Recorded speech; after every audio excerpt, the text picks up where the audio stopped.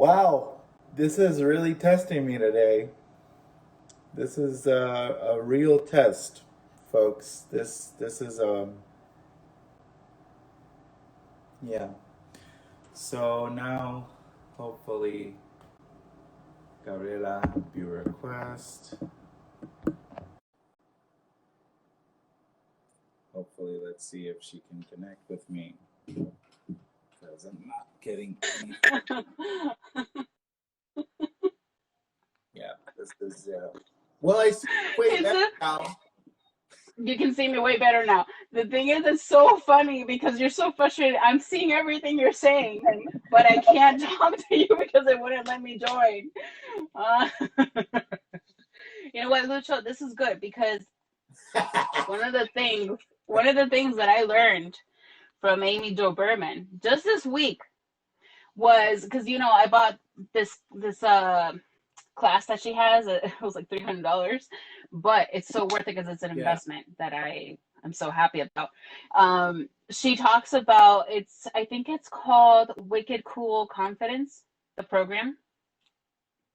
Okay. Do you hear me okay? Yeah, perfectly. Okay. I think your side is lagging a little bit for me, but whatever. Um, the so it's called Wicked Cool Confidence. And there's one thing that she says that really resonated for me. So it's like when you're starting to, oh, also, I didn't show you this, but this is like the one you gave me, Leo, I like because it's my season. it. So she talks about when you are cleaning all that energy and you're just like, going back into just like clearing all that mind trash, right? If you can hear me, say yes. You can hear me? I will nod. Hello? Yeah, can you hear? This is ridiculous. Can you hear me? Yes, I can hear Yeah? you. No? Hello? Oh Yeah, my gosh, that's yes, crazy, Lucho. What's yes, happening? Can you hear me? yes, yes. This, Okay, this. now it's coming in robotically. I don't know what it is. I don't know if it's my internet or yours. I can see you perfectly. You're moving great. Can you hear me? Yeah, I can hear you perfectly. Okay, before it just stopped, like the video just stopped. So, wow, this is fun. Yeah. So you were going on about what was it? Reckless confidence. Wicked cool confidence. Cool. Yeah. So she was just talking about like there's like something that you can say to yourself to clean all of that mind trash out and all that bad energy. And she says something like, would you be willing, like when something like that comes up, that's like mind trash, you have to say to yourself, would you be willing to destroy it, uncreate it, and let it go? If the answer is yes, then you say, so be it. So right now it's just, we gotta let it go. Because You it's know, being crazy. it's not. It's really just gonna do what it does. Hmm. You know, Yeah. and it's all based on our perspective on it. Hmm. Right Yeah. now, when it comes to all like because of the metaphor that I said earlier, that it feels like that I said earlier, I'm sort of inclined to even let it in with like all the disruptions, but I don't know. I'll think about it in the editing process. Or Um, maybe speed them up a little bit because it's right? very long. No, of course, of course. You know, um, yeah, like it's. I guess what we got is like 15 minutes left, so I just want That's to, okay. I just want to let you off with whatever you want to say, what you want to touch into, and Sure. just go on, and like I said earlier, if you see that I stop, don't worry, because since I'm Okay. on with the live, Hmm. mm, you know, it's just gonna, like, I can still hear you. Okay, cool. If you hear, like, if you see me that I cancel the live, it's because like I stopped hearing you. Okay, okay, So, perfect. so if I stop Well, hearing you, I'm gonna wait for like about a whole minute, and okay. and if it doesn't come out of that, then I'll cancel, reopen, and we'll do this on to like the same time tomorrow. So nada, But wait, so you mean like we're gonna finish with 15 minutes and then that's it, right? Or do sí, you want me to come back tomorrow? no, no, no. No, it's too much. Como nadie, It's too much, it's too much, Gabby. We can't do it. Oh my god. no, no, no, nada, um, nada. Vamos a seguir. Sigue por ahí para abajo y cortas cuando tú quieras. Okay. Anyway, um, so it's just like I don't know. There's so many things that I've had to go through these past couple of years. Like yes, like our upbringing was it was hard, you know. It was a lot. Um, we were raised by wolves, you know. Like Yes, yes, it we. was crazy, crazy. Like people would not believe the shit that we went through because that is the word, the shit, you know? How many times like we our cars broke down in the middle of the road and we were just stranded there for hours, like how many times we didn't have any money or money for food or like the power was out or you know we were cold and hungry, we lost our home, we were homeless like at some point, you know, like after Hurricane George, like it's a whole thing, you know. um we've been through hurricanes and fires and poverty and abuse and it's just like it's so much. um and I remember when I was in college I had this professor that I cared for very much, and I remember he told me something. He was like, he literally, I don't know what he said, what we were talking about. It was like a little group en el palito de drama para los que sean del departamento. um I know that he said, no, lo que pasa es, él me miró y me dijo, lo que pasa es que la vida a ti todavía no te ha dado duro. And of course, he doesn't know my background. He doesn't know anything. And I was like, no, la vida me ha dado bien duro. Que tú no lo sepas son otros 20, ¿verdad? Pero entonces, él dijo algo, cuando él dijo eso, yo dije, es que, ¿qué más me va a pasar? ¿Verdad? Porque esto, it's been so, like, it's just so incredible, just so much crap that we had to go through, you know, and that um, I can't, there are no words to explain, right? So there's that. But then also, like,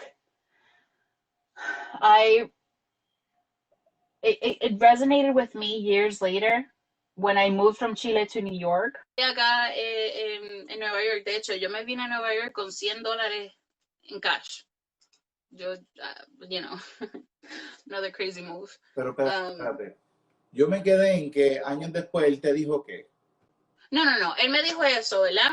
Años después fue cuando eso vino como a realmente resonar conmigo. Okay. Because at that point I thought I was like, you don't know what you're talking about. Like, I've been through so much crap, you have no idea. Like, my life has been so difficult. You have no idea what I've had to go through. Yeah. And what I was going through at that time, which was another thing. But it wasn't until years later when I was here in New York that it really hit home. And that was in 2017. It was after Hurricane Maria happened. It was when the theater closed. Remember that we were out of work? You were working at John's Pizzeria, but I was out of work. That moment, like before that, because you moved to New York in 2017. Remember? Right. So I moved, like, I moved to New York in the end of October 2015. And then I was fine. Like, emotionally, everything, I was fine, right? 2016 comes around. like obviously I'm hustling. Like I was fine within myself, right? But it was hard as hell. Like it was hard. And then I was hustling and everything. Got my headshots, got all my stuff. I was like, yeah, let's go, go, go, go. And then during 2016, even though I was trying to get into like the business of acting and all that stuff, which is a whole nother thing because when, for example, like for me, I didn't come from money. So for me to establish myself in New York, it was very difficult. I had to figure out how to balance money, how to get money, how to get something to sustain me. So it started from there. It was like I was always struggling, right? To get to that point of some sort of, I don't know, security. And then 2016, I got so lonely. I can't explain just how freaking lonely I was in New York. And I'm the type of person that I can be by myself. I'm fine. I love being by myself. I love doing everything by myself. Going to the movies, anything. I'll do it on my own. I went to Universal Studios on my own, you know? Like I'm happy being alone. But in New York, it was too much, you know? Um and it was different for me because I didn't have like a community of people here at all. Like in Chile, I kind of built it within, you know, from people from church and from school. But here it was like it was very different. Like the culture here, um, you know, within the LDS church is very different, you know, from other places. So it was very, very difficult for me to find people. And I remember I would cry myself to sleep just asking for a friend because I was so lonely. And I think that that was the hardest part. The feeling alone was horrible. I've never felt loneliness like that. Um, it was I still can't explain it. Like feeling completely alone is just one of the most horrible feelings on earth. And it doesn't matter who was around me, I was always alone within me, right? Um, so then after that you came and it was fine, but then again, you know, we were both on different paths in our lives, so we would always butt heads, we weren't getting along, like, you know, it's a whole thing. um but then after that, like when you moved out and you got your own place, right? um I remember Hurricane Irma happened, Hurricane Maria. That took a horrible toll on all of us, you know. um so there was that started. But then after that was I had also like kind of stopped seeing this guy that I really liked in the summer. Like it was a lot of stuff. And that's when I felt that my faith was kind of changing. Yeah. The way I saw the world, the way I felt about things, my perspective on life and religion and a lot of things. And those are things that, you know, they're mine. They're my thing. And I don't know if I'll ever discuss them or not, but they're mine. And I just know that I just had that shift within me in 2017. But then after that, when Broadway, our show closed, which was Groundhog Day at that time, it closed and I was out of work and I was just locked up in this room, living in an apartment that I just rented out a room. I couldn't like use the kitchen. I barely could use the bathroom because they were like annoyed if I used the bathroom. Um, with these horrible, horrible people. I remember I got so depressed and I just felt down. I just felt so lost and defeated. And that's when it really started. Like, yes, 2016, I started feeling that loneliness. I started getting depressed. And then in 2017, that's what happened, you know. I was just like so alone and so depressed. And I started having anxiety attacks, which I had never had before in my life. I didn't know what happened the first time what was happening to me the first time I had an anxiety attack. I just felt like my chest just like closed up, como que se me cerró el pecho y no podía respirar. I did not know what was going on. I was like, what is this? And I felt like I was gonna faint.